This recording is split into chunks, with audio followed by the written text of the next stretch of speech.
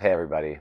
So I really had to share this message right now. It's coming to me like just had a conversation this morning about it, and then it's been on my mind. Like this world, it seems like it seems so simple when you just take a step back and just watch and observe and become the observer.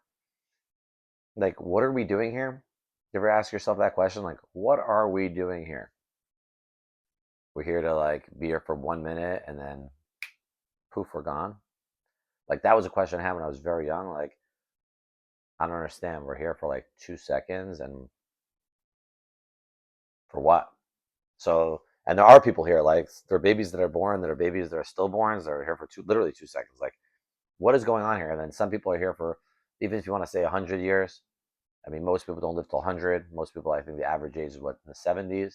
Maybe now it's like mid 70s, especially in America. Maybe it's like 80s, have a better health life or whatever it is that people think. Like, ultimately, no matter if you're here for 1 day or 100 years in this world, it's relatively a short period of time. Like you watch other people live their life, and go over the span of thousands of years that we've had this earthly existence. Like it makes no sense. So if you really just take it for what it is, like it seems pretty simple that it must be that there's more to it. Like it must be that we're infinite beings because otherwise it doesn't really make any sense. Like we're here for 2 seconds and then just gone. So and that's what I think that a lot of the world maybe partly like they want you to believe that yeah, it's collect, collect, collect because once it's over, YOLO baby.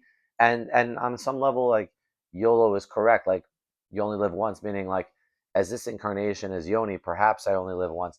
I actually don't know if that's true. I mean, it could be there's multi dimensions and we're living in multi-dimensional universes in a sense, and there's multi like the movies that talk about the multiverse, that we're living in different dimensions at the same time, and I'm experiencing this existence right now, but I can kind of bring it, merge it together as long as I come back to the present moment and I want the timeline that I want, then I can kind of choose the way I want. And I just realized, like, for myself, like if I'm here forever, what do I really want? I want to be happy. I want to enjoy the moments that I have, and I want to feel free of being stuck in that place of suffering.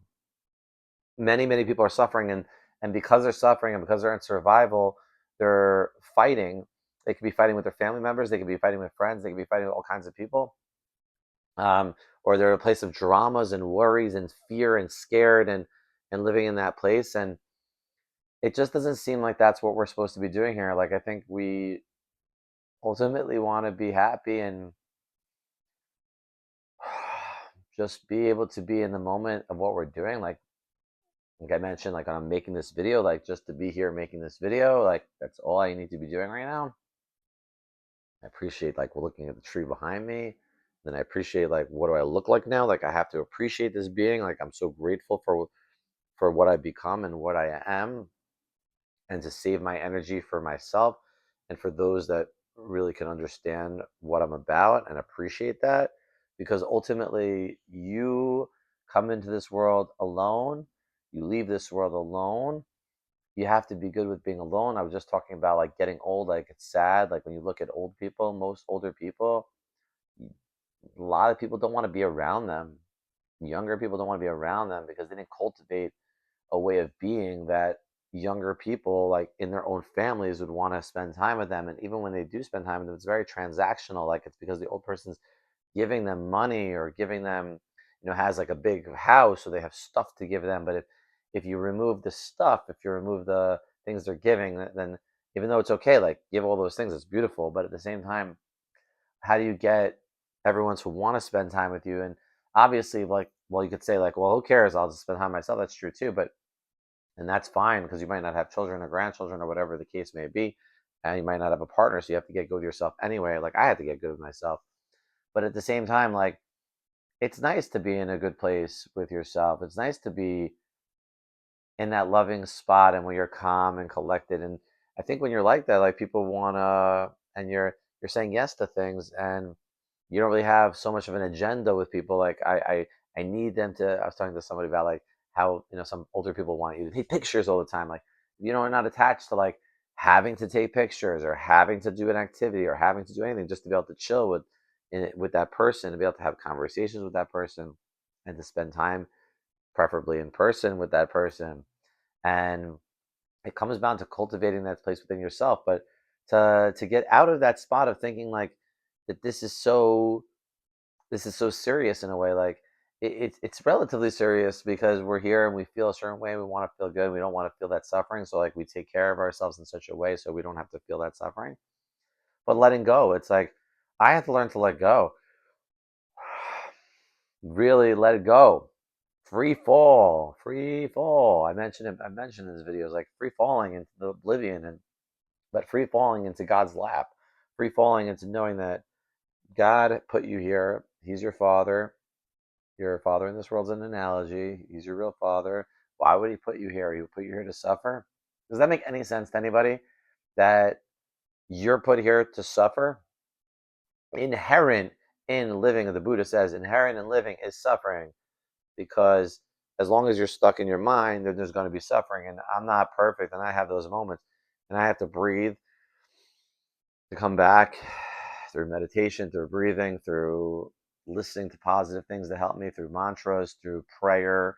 Um, I go into nature, through dancing, through finding the other ways, but not in terms of like finding ways to distract myself anymore. Like, yes, at times that happens just by being a human. You get distracted by things, of course, but to go into things consciously, and the more conscious you are, the more present you are, the more peaceful you become in the activities you do. So yeah, I can sit a lot of the day by myself, whether it's breathing, whether it's making a video, whether it's listening to something. I listen to a lot of things that like help me, whether it's music, and that's true too. But to be pleasant, like when I meet someone at the store or I get together with somebody, whatever it is.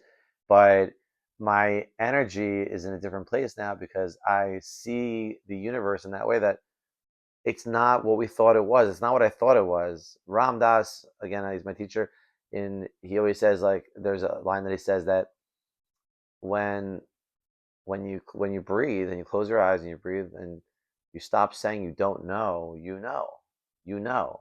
It's like so obvious. Like look at a tree, look at like Sadhguru talks about like looking at a leaf, and you look at a leaf, and he was looking at a leaf as a kid and like noticing every little intricacy, and like you could look at the palms of your hand and see all the lines in your hands, and you could look at every single thing. I mean, there are things that we create ourselves, but mostly like the human being or nature, animals and living beings. Like you ever look at your pets and like analyze your pets and just or your plants, and just it's fascinating. Like there's all these bugs inside the dirt, and so many things are happening, so many life things are happening that are, yes, science can talk about why and all this stuff, and like ultimately like the obvious thing is like there's a life force, the light behind the source of all of everything. What is allowing this whole thing to be sustained at all, period? It's God. So if that's the truth and God is there, and that's how the birds and that's how the animals and that's how all these things like function, like a tree just can sit and it's going to continue to grow forever long. It's going to grow and it's going to die when it's going to die. It's not complaining. It's just allowing itself to grow, grow, grow. The rain comes, the wind comes, the storms come, and it grows, grows, grows, grows. And this little tiny thing becomes this huge monstrosity. Some of these trees are so big. And that's what we are. We're just a tree. That's what we're supposed to be, just like a tree, just like a bird, just like a dog, just like a cat, just like nature. That it just grows and it'll blossom. And actually, the more we just allow it to flow, the more it's going to be beautiful. It's going to grow into this amazing, magnificent thing. I was grateful. Some of my family pointed out that they noticed my fingernails, that I stopped biting my fingers.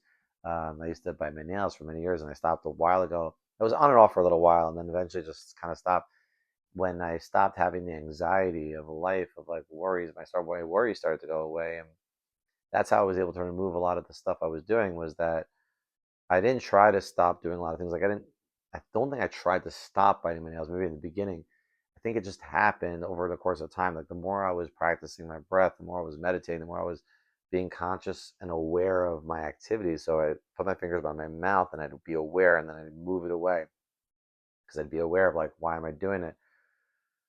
just to breathe and just to learn that it's all good and it's perfect and it's okay. And through amidst the chaos, like I always, whenever I'm struggling with something, I always come back to, well, how do I feel? And even when the struggle comes up, I breathe and I'm like, well, right now, I ask myself the question: Did I get fed? Do I have a roof over my head?